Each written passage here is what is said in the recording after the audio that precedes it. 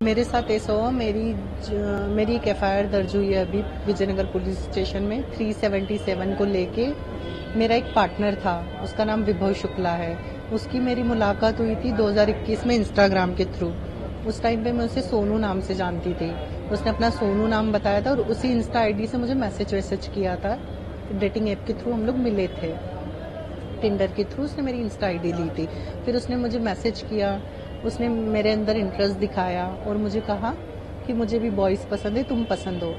फिर उसके बाद जुलाई में वो मुझे वृंदावन में मिला, वृंदावन आया मिलने के लिए। उसने मुझसे आमने सामने बात करी कि दीप तुम लड़की जैसी हो, दिखती भी हो, आप अपनी जेंडर चेंज सर्जरी कराओ, मुझे वैसे भी लड़के पसंद है, तो जेंडर चेंज सर्जरी करा लो, फिर मैं तुमसे शादी करूँगा। मैंने उसी के कहने पे ब्रेस्ट सर्जरी करवाई अपनी जुलाई में 2022 में।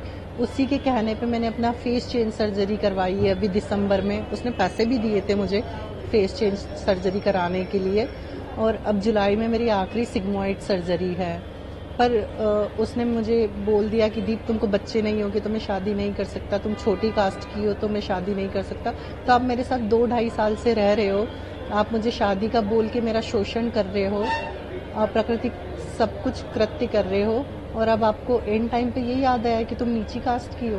मैंने तो आपके लिए अपना शरीर चेंज किया था ना, मैंने तो विभव शुक्ला के लिए अपना शरीर चेंज किया है, मैंने अपना फेस चेंज कराया, इतना दर्द सहन किया है सिर्फ इसीलिए क्योंकि इसने मुझे आश्वासन दिया था कि मैं आपके साथ इंदौर रहूँगा, आपसे शादी करूँगा और यहीं रहूँगा। और आज ये एंड टाइम पे मुझे बीच रास्ते में छोड़ के सिर्फ एक सॉरी बोल के जा रहा है कि सॉरी, मेरी वजह से तुम्हारी ज़िंदगी ख़राब हो रही है। तो क्या इसकी सॉरी बोलने से मेरी ज़िंदगी सही हो सकती है, नॉर्मल हो सकती है? क्या मुझे कोई लड़का कभी मिलेगा कि मैं ज़िंदगी भर ही ऐसे रहूँगी? जैसे अब आगे क्या फैसला है आपका, क्योंकि आपकी लाइफ तो एक्सपायर होगी? आगे मेरा यही फैसला है, प्रशासन या तो इसे कड़ी से कड़ी सजा दे या तो फिर मुझे इच्छा मृत्यु प्रदान करे।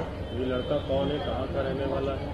लड़के का नाम, पूरा नाम है विभव शुक्ला, ये कानपुर निवासी है, पीएसी रोड श्यामनगर में रहता है, इसका निर्वाणा कैफे है।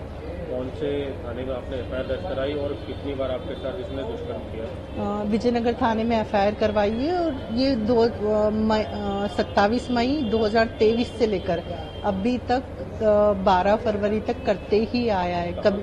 कभी मुझे कानपुर बुलाता था 3 दिन के लिए, कभी खुद इंदौर आता था 3 दिन के लिए, या कभी दिल्ली लेके जाता था, या तो वृंदावन आता था।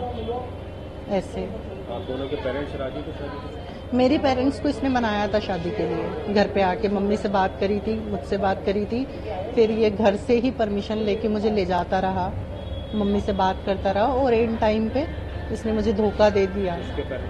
उसके पेरेंट्स से उसने कभी बात इसलिए नहीं कराई, उसने बोला था कि दीप मैं टाइम आने पे खुद बात रखूंगा, और आज अपनी बात नहीं रखी और मुझे धोखा दे के छोड़ दिया। तो आपकी कोई मदद कर पा रही पुलिस वगैरह? पुलिस ने मेरी मदद करी है, मेरी एफआईआर लिखी है पुलिस ने, आज मेरे 164 के बयान भी हुए हैं, कल शायद अरेस्ट वारंट इशू हो जाए। तो मैं तो यही चाहूँगी पुलिस जल्दी से जल्दी उसको पकड़ के लाए और दंड दिलाए। उसके घर वालों से क्या कहना चाहते हो आप? उसके घर वालों से यही कहना चाहती हूँ कि आपके घर में अगर आपकी लड़की के साथ कोई लड़का ऐसा करके जाता तो आप क्या करते? मैंने उसके चाचा से बात करी थी, उसके चाचा ने मुझे फ़ोन पे फॉलो बैक तक नहीं दिया। एटलीस्ट हमदर्दी तो दिखा सकते थे कि दीप हमारे बच्चे ने तेरे साथ इतना गलत किया, और ऊपर से मुझे ही बोल रहे थे वो कि अगर वो कल को मर जाए, ना खुश रहे। अरे उसने तो मेरी ज़िंदगी ख़राब कर दी है। मैं तो नेचर के अगेंस्ट से उसके लिए गई थी, प्रकृति से लड़ी, अपनी मौत से लड़ी, उसके लिए ही लड़ी हूँ। इसमें कितना सब खर्चा हो गया और उसने कितना पैसा दिया? इसमें कम से कम 45-46 लाख रुपए खर्च हुए हैं। मैं फैशन डिज़ाइनर भी, और मेरा इवेंट का भी काम है, राधा कृष्ण के प्रोग्राम का इवेंट का छोटा सा काम काज है, और उसने भी मुझे 2-4 लाख रुपए की हेल्प करी है। कि आपने भी पैसा अरेंज कैसे किया था? मैं खुद कमाती थी, खुद सेल्फ थी। पहले मेरा जॉब था, 9-10 साल मैंने जॉब किया अपोलो टावर में, अभी भी मैं उनके लिए काम करती हूँ। वो अपोलो टावर नीलम स्टोर पे मैं अभी भी उनके लिए फैशन डिज़ाइनिंग का काम करती हूँ। प्लस मेरा साइड का काम है जो मैं इवेंट उठाती हूँ, जैसे शादियों का इवेंट हो गया, राधा कृष्ण प्रोग्राम हो गया, हल्दी सेरेमनी हो गई, ये सब मेरा काम है। तो इससे मुझे इनकम मिल जाती है 1-आधा लाख रुपए महीने की। तो मैं अपनी सर्जरी पे कॉन्सेंट्रेट कर रही थी। अब आगे क्या सोचा आपने?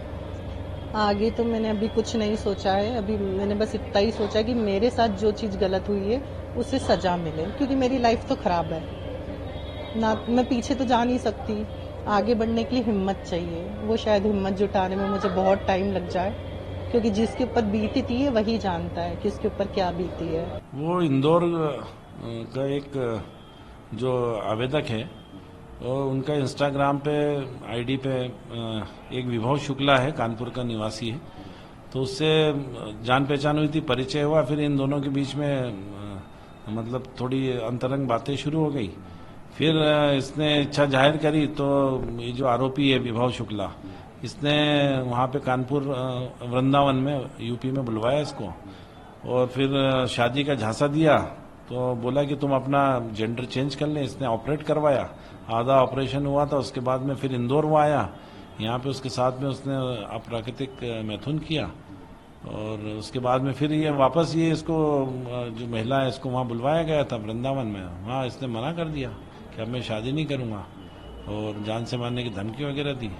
तो उसके रिपोर्ट पे हमने 377 आईपीसी का अपराध पंजीबद्ध किया यहाँ पर। आरोपी गिरफ्तार नहीं हुआ, अभी परसों की कायमी है।